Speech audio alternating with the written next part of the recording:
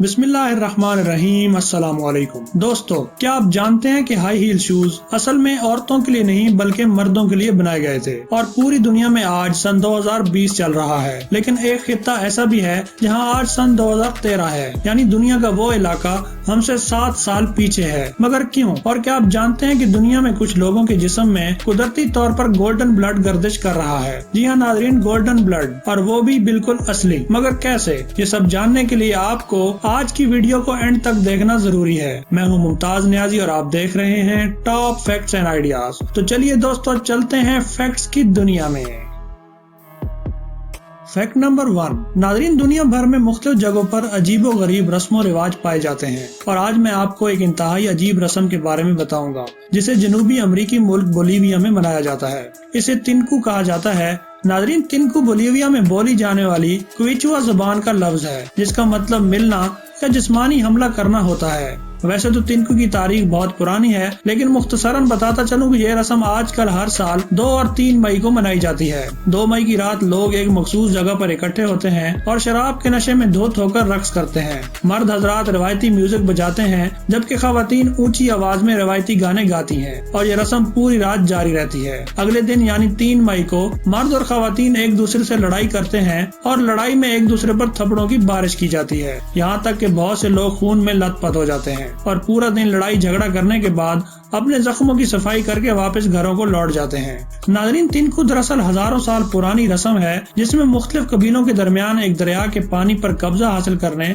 और खित्ते में गलबा हासिल करने के लिए सालाना बुनियादों पर जोर आजमाई हुआ करती थी, जिसमें मुख्तलिफ खतरनाक हथियारों का इस्तेमाल भी किया जाता था और इस खूनखार लड़ाई में बहुत सी अमवात भी वाक़या होती थी और जो कबीला ये लड़ाई जीत जाता था वो सारा साल दरिया के पानी पर काबिज रहता था। लेकिन सन 2008 में मुख्तलिफ कबाइल को अमवात और इंसानी जानों के ज़िया की रोकथाम के लिए मंसूबा तैयार किया गया और लोगों को शऊर दिया गया कि ये गलत है और आज तिनकू की खूनखार रस्म हथियारों से निकलकर सिर्फ थप्पड़ों तक महदूद रह गई है। Fact number 2।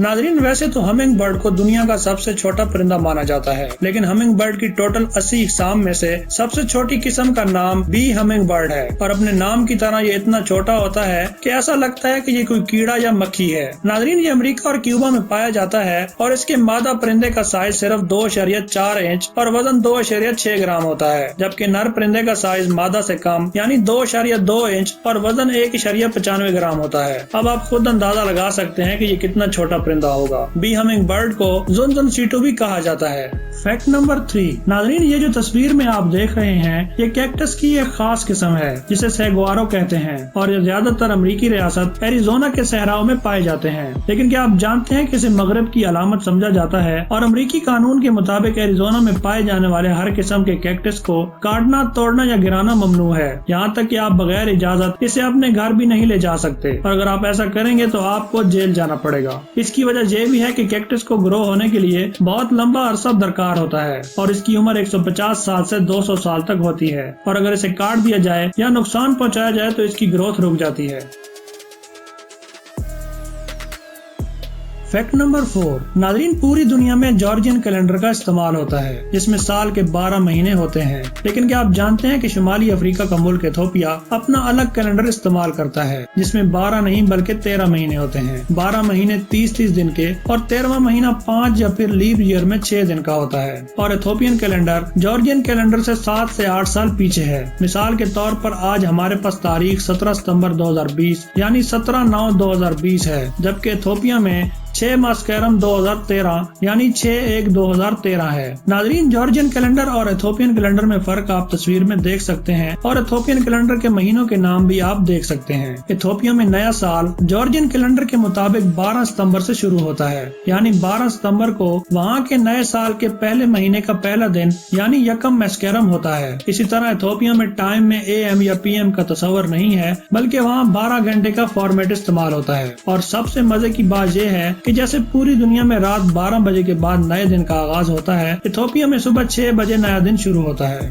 यानी आपके पास शाम के 7 बज रहे हो तो इथोपिया में 1 बज रहा होगा। तो दोस्तों, अगर आपका कभी इथोपिया में जाना हो तो इन तमाम चीजों को जहन में जरूर रखिएगा। Fact number 5। नाज़रीन, क्या आप जानते हैं कि इंग्लिश के सबसे बड़े वर्ड में कितने लेटर्स पाए जाते हैं? अगर नहीं तो आज मैं आपको बताऊंगा। नाज़रीन, हमारे जीन्स में एक खास किस्म का प्रोटीन पाया जाता है जिसे टाइटन या टीटीएन कहते हैं, और इसका काम हमारी बॉडी में मौजूद मसल्स को लचक फराहम करना होता है। इसका केमिकल नेम इतना लंबा है जिसे बोलने या प्रोनाउंस करने के लिए आपको 3 से 4 घंटे का वक्त दरकार है। यहाँ मैं बोल के तो नहीं बता सकता, लेकिन डिस्क्रिप्शन में आप लिंक पर क्लिक करके ये देख सकते हैं। नाज़रीन, इस वर्ड में टोटल 1,90,000 लेटर्स हैं जो मेथी से शुरू होकर आइसोलोसीन पर खत्म होता है। Fact number 6। नाज़रीन, इतना तो हम सब जानते हैं कि हमारे खून के मुख्तलिफ ग्रुप्स होते हैं, जैसे ए, बी, ओ, ए बी वगैरह। लेकिन क्या आप जानते हैं कि खून की एक खास किस्म गोल्डन ब्लड भी है? नाज़रीन, खून बुनियादी तौर पर 4 चीजों से मिलकर बनता है, यानी red blood cells, white blood cells, plasma और प्लेटलेट्स। रेड ब्लड सेल के ऊपर एक खास किस्म के प्रोटीन होते हैं जिन्हें एंटीजेंस कहा जाता है। अगर आपके रेड ब्लड सेल के ऊपर ये प्रोटीन मौजूद हो तो आपका ब्लड ग्रुप मुस्बित होगा, और अगर आपके खून में इस प्रोटीन की कमी है तो आपका ब्लड ग्रुप मनफी होगा। और अगर आपके खून में मुस्बित या मनफी कोई भी एंटीजन मौजूद नहीं होगा तो आप गोल्डन ब्लड के हामिल होंगे। नाज़रीन, गोल्डन ब्लड का साइंटिफिक नेम RH नल है और सन 1952 में इसे भारत से ताल्लुक रखने वाले एक साइंटिस्ट ने दरियाफ्त किया था, इसलिए इसे बॉम्बे ब्लड के नाम से भी जाना जाता है। पहली बार इस ग्रुप की पहचान सन 1961 में की गई थी और तब से आज तक ये पूरी दुनिया में सिर्फ 43 लोगों में पाया जाता है। नाज़रीन, क्योंकि ये पूरी दुनिया में इंतहाई ज्यादा नायाब है, इसलिए इसे गोल्डन ब्लड का नाम दिया गया है। Fact number 7। नाज़रीन, बचपन में हम एक कार्टून देखते थे जिसका नाम पॉपाय था, और ये कार्टून कैरेक्टर ताकत हासिल करने के लिए पालक या साग खाया करता था, जिससे उसका जिस्म फरबा हो जाता था और उसे ताकत मिलती थी। लेकिन क्या आप जानते हैं कि दुनिया में एक असली पॉपाय जैसा इंसान भी पाया जाता है, जिसके हाथ और बाजू कुदरती तौर पर बहुत बड़े हैं। इनका नाम जेफ डेव है और इनका ताल्लुक अमेरिकी रियासत मिनेसोटा से है। नाज़रीन, जेफ डेव के बाजू की मोटाई 19 इंच यानी 49 सेंटीमीटर है, जबकि एक आम इंसान के बाजू की मोटाई 7 इंच से 13 इंच के दरमियान होती है। जेफ के हाथ इतने बड़े हैं कि वो एक हाथ में बास्केटबॉल को बआसानी पकड़ सकते हैं। अपने इतने बड़े बाजुओं और हाथों की वजह से इन्हें पॉपाय या एनाकोंडा कहा जाता है। डॉक्टर्स के मुताबिक इन्हें किसी किस्म की कोई बीमारी लाक नहीं और इनके बड़े हाथ और बाजू पैदाइशी ऐसे हैं।